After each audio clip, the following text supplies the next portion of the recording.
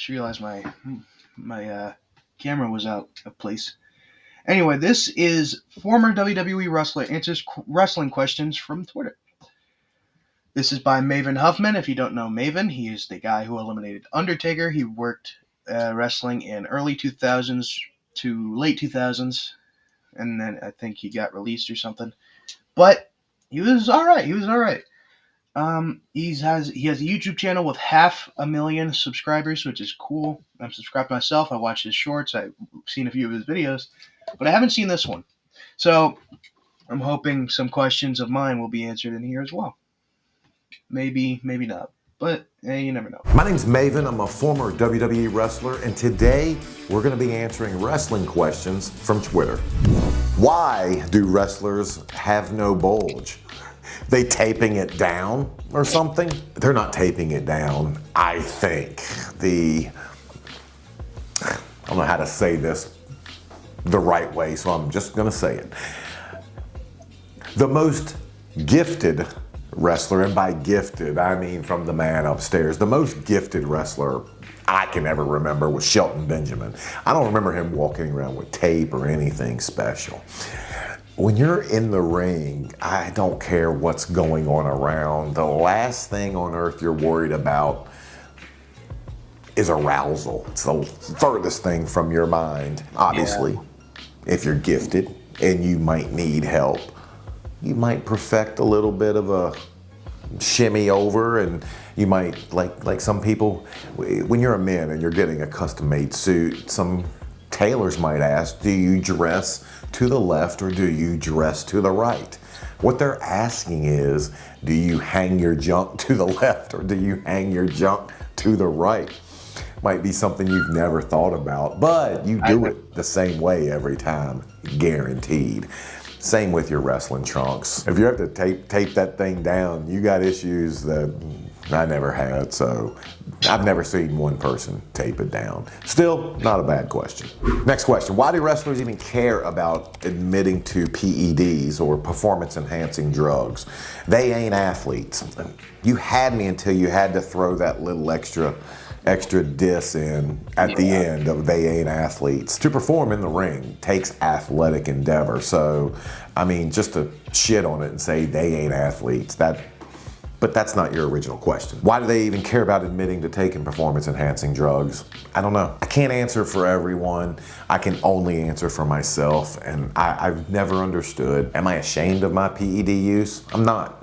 I'm just not. I'm sorry if you're looking for someone to be ashamed of it, and you're upset that I'm not. I'm sorry, I don't know what to tell you. It's what I had to do. It's what I thought was the best for my career at the time. The reason why I think steroid use was so prevalent in wrestling is because of the travel schedule. The moment you throw plane rides and cars and hotels and everything in the mix, and then and especially dieting, eating while on the road is impossible. And I don't want to be the asshole in Denny's trying to have the cook in the back who could care less about my dietary goals, having to tell him to go light on the oil when you're making my egg white omelet. He don't give a shit. Dieting on the road is difficult, and I think it's just... No free ads. We continue from where we left off.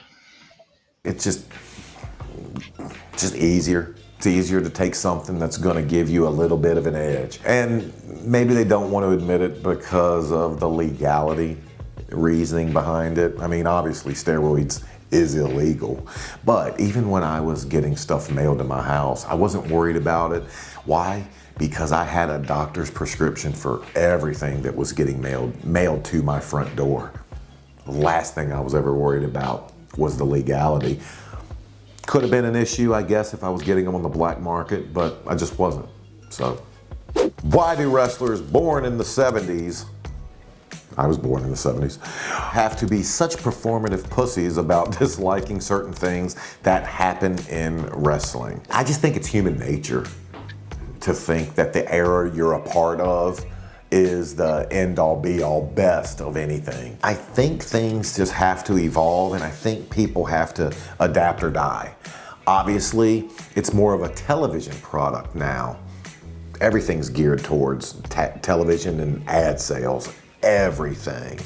And 20, 30, 40 years ago, it just wasn't. It was geared more towards the performance. I look at the product now and I think, oh man, we wouldn't have done that in our time, or maybe.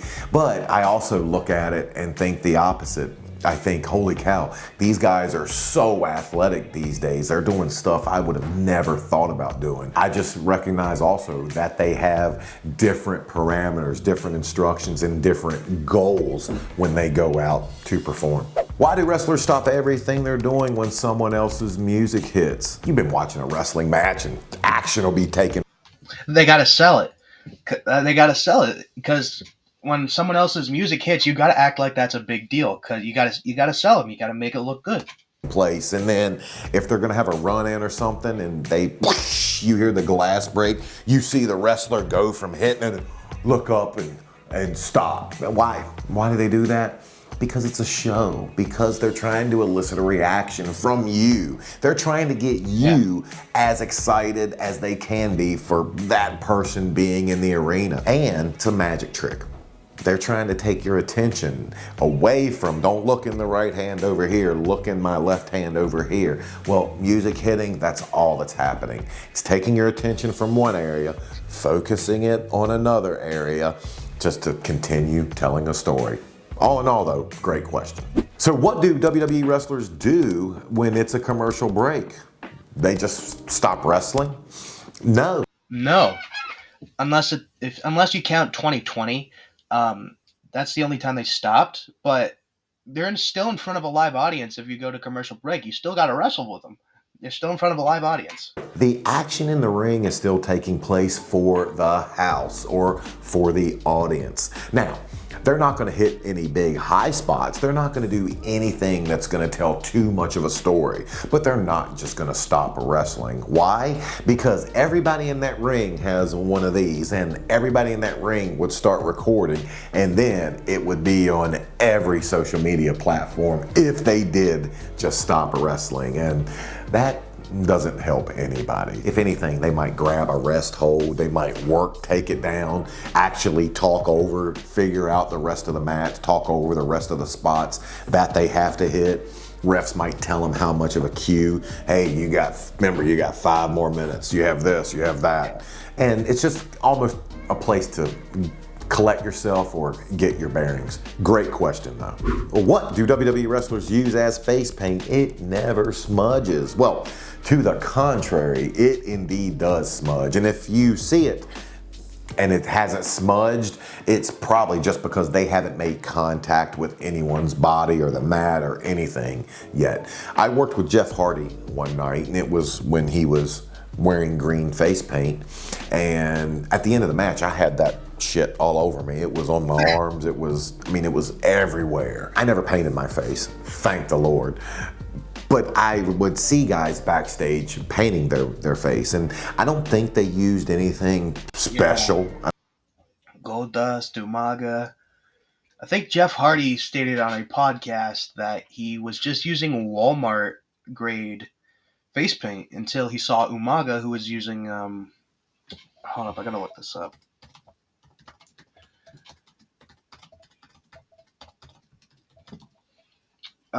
Umaga.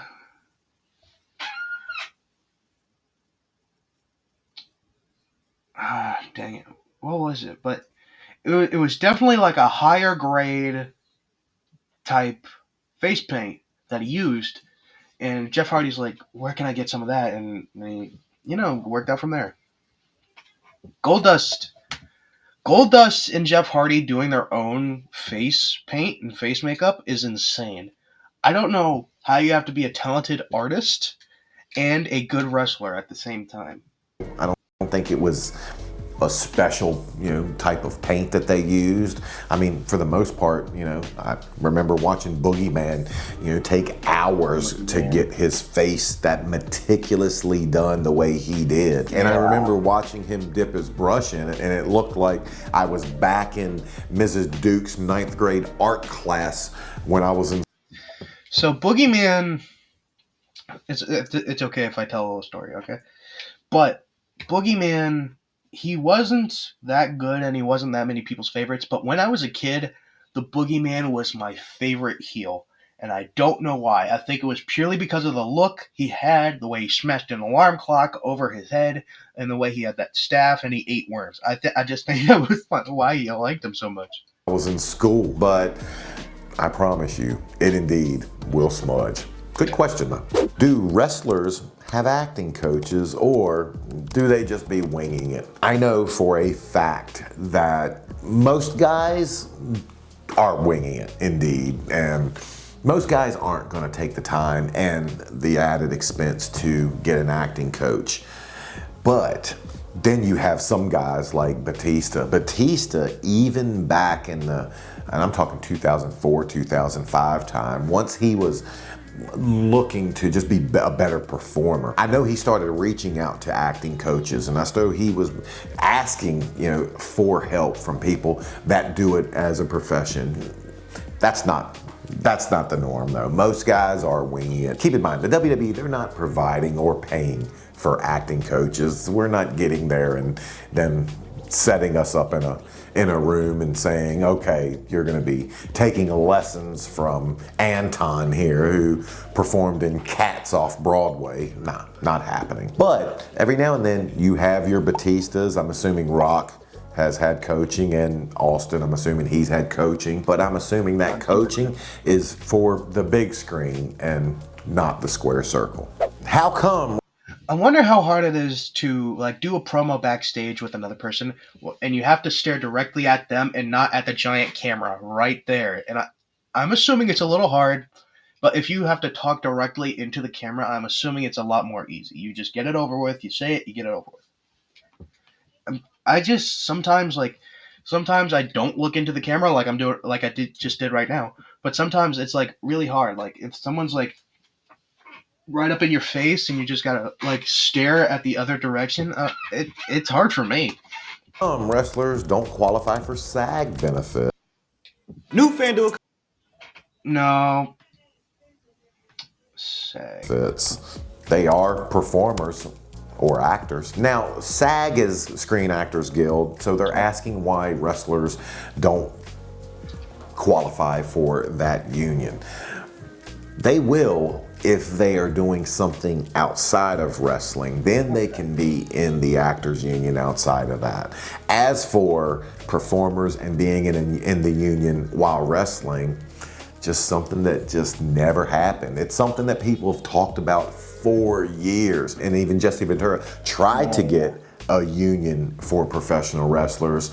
Yeah. Just nothing ever came of it. I wish wrestlers were in a union. I wish wrestlers could qualify for SAG, mainly because then they would get health insurance that extend beyond what happens to you in the ring. Don't know how it is now, but during my day, only health insurance I had was what happened in the ring. I don't know why a wrestlers union never materialized. I tend to believe it had something to do with the McMahons. And now that what has happened with Vince, who knows? It might be something that wrestlers want to circle back around. It's definitely something that I think is needed and long overdue. How come wrestlers die so early in their career or they don't make it past a certain age?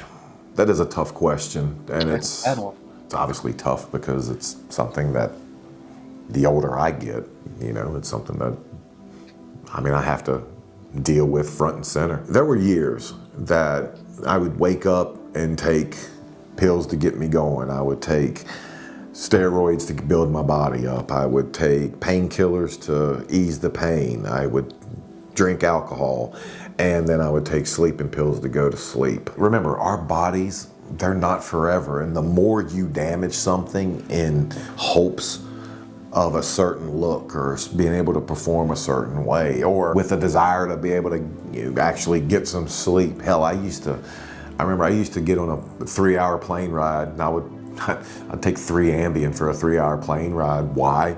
Because that was 3 solid hours that I was going to be able to sleep, and it was worth it, and I wanted to fall asleep as soon as that plane took off. I truly think that when the wellness policy came about, I think that helped. I think that I really do believe that's gonna make a difference. Why do people run the ropes? Why don't they just stop? That's so funny. There was one. I think it was with. I want to say Samoa Joe, where he just like threw a guy into the ropes and he just got out of the ring. And I think it was Sheamus he was fighting. Sheamus.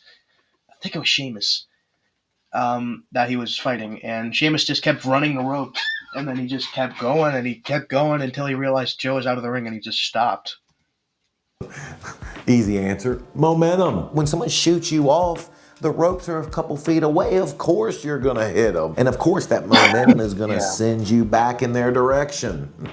Why do wrestlers hit the ropes? Because it's a show. For the majesty of the wrestling ring, nothing takes the place of hitting the ropes. And when you get guys that can hit the ropes and crisscross each other and can, do aerial stunts with it, small feats of athleticism like that is why wrestlers hit the ropes.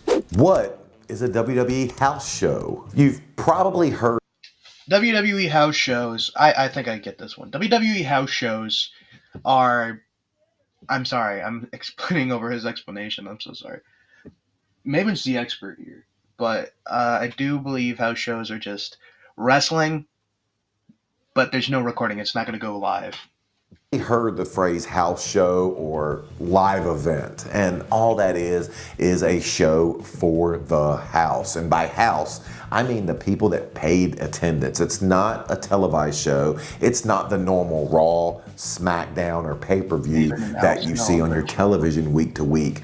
A house show is just what it says, a show just for the house. And most live events, most house shows, you don't have the pageantry, you don't have the big trons, you don't have all the glitz and glam. It's just a basic wrestling show. And for wrestling fans, a lot of them appreciate that way more because you're not having to break for commercials. You're not having to break for the television. You're not having to deal with just all the things that have to be dealt with during a taping or an airing. It was great for us wrestlers because the shows were more low-key, meaning we were able to go out and work on stuff. We were able to go out and maybe try something that we would never try on a television night. I always heard that the way that The Rock developed the people's elbow was indeed at house shows. He was trying to pop or make the boys in the back laugh, and he did the people's elbow, and the fans loved it. The fans reacted. And once the fans react to something, then you know you're on to something. And then you transition that to television. That's exactly what house shows are for. Great, great question. Why don't wrestlers stay? Oh my gosh, so many bad. My bad. Stay retired when they say they're retiring. It's a mix of the money and the excitement of coming back. The allure of stardom, That too. constant chasing of dollars, the lust for fame. And man, it's an elusive thing. And once you have it, you realize how fleeting it is. And once you get and you're on top, you don't want to let that go. When you are known as Maven the Wrestler and then that gets taken away from you, it's tough. It's a hard pill to swallow. But then you realize you're always gonna be in people's eyes what you were. You might not be at the level that they once saw you at or revered you at, and obviously there's always gonna be someone to come and replace you. But it's just tough, and we all want to see the best version of ourselves, and we all want to extend that version as long as we can. Wrestlers are no different. Next question. I saw Maven actually wrestle recently, like a few months or something. But it was like at a battle royal, kind of like a Royal Rumble thing. But he was in there and he did pretty good. His shoe came off though. I thought that was funny. Question. How much money do WWE wrestlers spend on gear? Personally, I would wear the easiest gear known to man. I would wear just the trunks, and those trunks would run me, I would say about $125 to $150 just for those simple trunks. Now, that was for that. A pair of wrestling boots can run you several $100s, and I mean, they have to be sized for you. They have to make sure they fit your feet, and they're pretty pricey. And once you get a good pair of wrestling boots, every, I would say 8 months, I would have to get my boots resoled, meaning I had to have a person in my town, a cobbler, a shoe repair guy who I trusted, that when I came off the road, I could give my boots to, and I knew he was going to have them 1, maybe 2 days at the most, and have them back in my hands. So I wasn't going to have to go to my old boots on my next loop. So once you buy your gear, you're still gonna constantly be upgrading your gear. You're constantly going to be taking care and maintaining your boots. Some guys would have extremely elaborate and expensive gear. I know Flair's robes, some of those robes were in the thousands, and some guys would constantly be painting their face or wearing masks, and those masks aren't cheap. And over time, you're trying to evolve. So the more you evolve, that's just the more money coming out of your pocket. I would spend about $1,000 a year on my gear, but I got off easy. I know some guys were spending 5, 6, 10 times that amount. How come WWE wrestlers always go through the Spanish announce table? It's a running joke. Everybody knows that during a pay-per-view or one of the big shows, action's always gonna spill to the outside. There's always gonna be a big bump. And the Spanish announce table is always going to be the first thing that is taken out. I remember watching guys get prepared for pay-per-view days, and we'd get together and we'd be in the ring and going over spots, and then you knew it was a pay-per-view once they had the 2 announce tables up. And I would see guys working on their stuff, and it was even a joke then. Guys would, hey, we got to go through a table. It's going to be the Spanish announce table first. So I think it's one of the things that started off as a joke and just became tradition. And it still is to this day. How many hours do Now they got that reinforced table, which injured JD McDonough. I hope he's doing okay. I hear he's doing okay. He has a few broken ribs and a punctured lung from that blow to the head. That was scary. I saw that live on Netflix. That was terrifying. do WWE wrestlers have for PTO, paid time off? Well, easy answer for that is this many. We're not a 40-hour-a-week job. We're not punching a clock. We're not making sure if we stay a little bit late for work, we're getting paid overtime for it. You're not asking for any paid time off. You're a performer. And the more that you're performing, the more money you're making. We're in a business where you, the fans, decide who the stars are.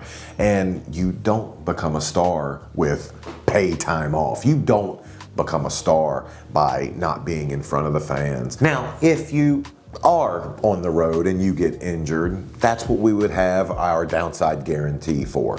We would be at home healing an injury, still collecting a check. But remember, while you're at home, these people, out of sight, out of mind, if they're not seeing you, your whole life revolves around that day you return. And also during my time, we just made more money when we were in the ring, when we were on the road.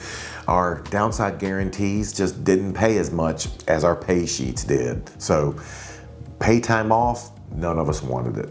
Do WWE wrestlers get imposter syndrome? Do some guys feel like they don't belong? And I have to be honest with you, I probably had imposter syndrome my entire time I was in the WWE. There was never a day that I walked into that locker room and didn't have that little bit in the back of my mind thinking, man, I don't know if I belong in here. I've talked to other guys who I'd be in the car with, and we were big silly kids, and we just didn't feel like we were at the top of our We didn't feel like we were at the top of our profession, but we were. I think everybody, when you get to a specific level, has a little bit of imposter syndrome. That's just Oh, I hate ads. Again, I cannot apologize enough. Go. self-doubt creeping in. WWE wrestlers are certainly no different. Do WWE wrestlers get bodyguards? Wrestlers don't have bodyguards with them full-time, 24 hours a day, 7 days a week. Yeah. We really don't need it. But the bigger of a star you become, the more you do need to just be careful when you leave an arena. Maybe duck out the side, or maybe do a little bit of misdirection. Randy Orton's leaving over here when in fact we parked over on this side away from everyone and we're already 10 minutes down the road. Because sometimes you never know. There might be that one fan that for whatever reason just wants to test you that night. I've seen it happen, and it's one of the ugly parts of just fame in general. The bigger issue for wrestlers are just having handlers, or if we're doing a event, if we're doing a signing or something, just having someone that can keep the line moving, can keep fans from just loitering, for a lack of a better term. WWE makes sure they keep people from doing that, and they make sure that they usher you into places and out of places. But having a 24-hour protection, just not gonna happen. How come pro wrestlers get their freak on inside the ring and go calm and cool, collected outside the ring? That's the job. The job is being bigger than life. I remember Al Snow during training would say, do everything big so the person up in the last row can see you. If you're going to throw a punch, don't throw it like this, throw it like this to make sure they see. Everything in wrestling has to be bigger. You don't want to see that when the guy's outside the ring, when they're walking into Outback Steakhouse. They're of course not gonna act like that. They're gonna act like a regular person. You realize if you see Wicked, there's not really a green witch walking around. Same with wrestling. It's performative art, and when they leave the ring, they go back to being just regular people. Are wrestlers allowed to improvise in terms of when to end a match on live TV? And the simple answer is not only no, but heck no. If we improvise in the phrase of ending a match or when to end a match on live TV, we're sending everyone scrambling. We're sending the people in the truck scrambling. We're sending the people backstage scrambling. We're sending the people that are coming up after us who might not be 100% ready scrambling. Remember, there might be a live pre-tape after your match, and if they're not ready to go live and you just decide you want to end the match, what are they going to go to? You're just asking for a world of trouble if you go off the cuff and end a match early. I'm not saying it's never happened, and I'm not saying we're not allowed to go off the cuff. Of course, accidents do happen. Occasionally, injuries will happen, or occasionally something will go awry. But you do everything in your power to go by the book. The last thing you want is to make anyone else's job harder, because the more you make someone else's job difficult, the easier it might be to tell you to hit the road. Are wrestlers allowed to pick what they wear to the ring, or does someone pick it for them? For the most part, they're going to give you creative freedom. They're going to let you put your outfits or put your gimmick together the way you see fit, the way you see yourselves. But occasionally they're going to have ideas for you. Occasionally they're going to want you to go in a specific direction. I know when they came up with the Simon Dean gimmick, Simon had as much emphasis on coming up with that gimmick, but it was a collaborative effort. They were, hey, add this to it as well. I wore black for years, and then when I turned heel or became a bad guy, I then started wearing colors. I never had to get approval for whatever color I was gonna wear each and every night.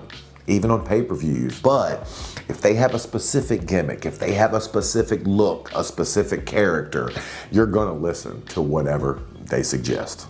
Are wrestlers allowed to get brand deals? During my time, we were not. I think now maybe things are different, but that also could have been because during my time we just didn't have managers, we didn't have agents, we had ourselves and we had the company and we were listening to what the company said. Now, granted, we were 1099s or independent contractors, but still, we weren't allowed to have management represent. I'm sorry. Give me 1 second, please. I'm so sorry. I think I had something in my eye. It hurts a lot.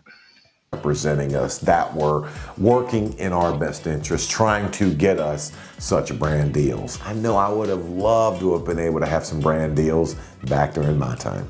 Watching wrestling and wondered, what do wrestlers do if they have to pee? I would always make sure that before I would go up the steps to gorilla position or the place where wrestlers stand before their music hits and they go out, the last stop I always made was the bathroom. I was always stopping to take care of that problem. Didn't matter. The moment I saw the curtain, the only thing separating me from thousands of people and live TV cameras, nerves took over. It just was going to happen. I was going to get nervous. The good thing about it is the moment I went through that curtain, everything went away. I never actually felt like I still had to pee once I got out to the ring. And for the most part, guys, I think feel pretty much the same way. I think most guys have a big bottle of nerves, and a bottle of nerves that goes away the moment you're actually performing. You just get into the momentum of the match and you forget about all those trivial things. And the moment you get backstage, then you start living your life again. But still, good question. Do wrestlers get free Starbucks? Well, not Starbucks, but there are special perks we get for being a WWE wrestler. And to find out what those are, click the link on screen. No. Give me a second. So that was wrestling questions from a former, answered by a former WWE wrestler. Maven, he's good. I like him. He's wholesome. He's honest. He's a great guy. I think he's the guy who caused Devon Dudley to get his own YouTube channel. I'm pretty sure. He's pretty cool too. I like Devon. Love him. Love them both. I've seen Stevie Richards' YouTube channel. He's pretty cool. God, I don't know if I have any questions. Would Maven consider coming back to WWE? Maybe like a guest, maybe as a part-time wrestler, maybe as a manager, maybe. But it would be pretty cool to see him back. I mean, Triple H would probably consider it. Paul Levesque. Sorry. Paul Levesque. Oh no. But maybe seeing him back in modern day WWE would be amazing. I would love that. Anyway, I think that's the only question I have. The original video, as well as Maven Huffman's channel, will be linked in the description. Go support him in any way you possibly can. Like, comment, subscribe to them, all that good stuff. And if you have anything you want me to react to, go ahead and let me know in the comment section down below. I read every single comment. That being said, bye-bye.